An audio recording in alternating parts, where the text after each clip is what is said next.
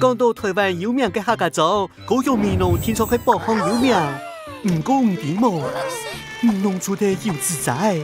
还有个大沙糖糕，唔过3万人看过嘅有哩。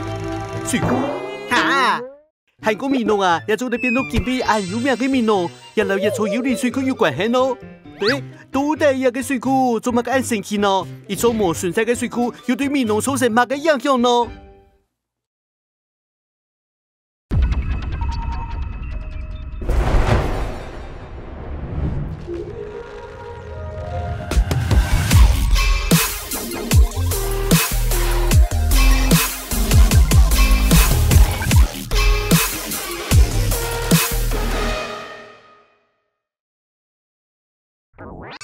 ？1960年代，台灣當經濟起飛，成日發展 up， 研究 up， 用水是求一天天 up。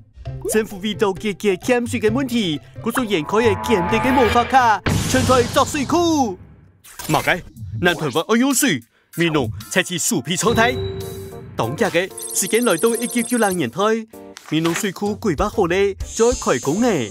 消息宣布過後，闽農嘅居民實係見面見唔錯。入邊去坦誠呢，睇到兩樣嘅事。阿娘，係咪愛拜福噶？義父、不安、憤怒啲闽農蔓延開來。經驗過後，客家集體經過族群運動、環境運動，面對危險開始曉得從事自家嘅建業。故所闽農嘅用心就操練全台嘅客家莊，叫客莊呢方言換啲假言。這時期，新聞南婆婆哋都喺反水庫嘅討論，南山又自在，布條要吹江南嘅版面。讓作家鍾雲峰因為20真相反駁團體，所以關心嘅人有所感染嘅。要對客家莊和設立嘅反水庫以勇吹發示愛，結叫闽農，發揚綠隊忠義精神。唔過，一場社會運動持續嘅當久，條南無都怕嘅還未結束，還係愛用水啊！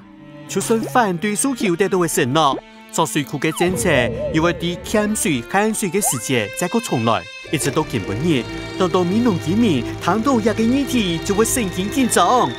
唔過，抗爭雖然有不安，但也年輕嘅闽農，喺超過30年嘅社會運動中，理想嘅闽農青年轉到嘅客家莊，組織團體協助統研，讓居民腳下開闢生態養水啲房子，陪後生學子做得行了橋街路，認識家鄉。